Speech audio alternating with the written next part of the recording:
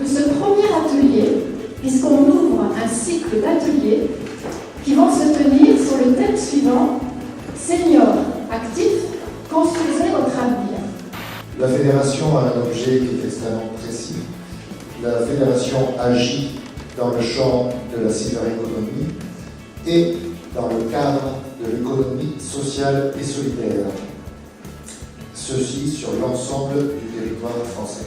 On repose, en 2 minutes, on repose sur deux marchés très précis, et c'est une chance, puisque moi, dans ma propre vision de l'avancée du senior et de cette arrivée en masse des baby boomers, en fait, il y a eu effectivement ce contrat de filière industrielle, la silver economy, qui a été signé mi-décembre 2013.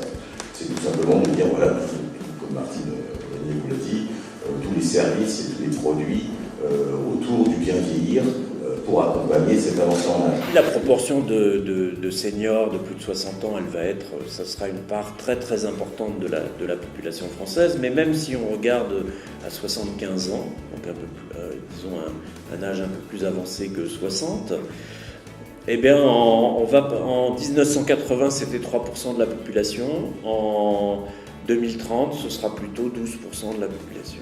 Alors qu'est-ce qu'ils sont ces seniors? D'abord, on va dire par exemple, ils sont les champions des accidents de la vie courante, malheureusement. Alors les brûlures, les chutes tombées des chaises, des escabeaux, les chutes dans les escaliers, les accidents comme piétons. La tension diminue avec l'âge, évidemment, on s'en rend compte tous les jours. La vue baisse.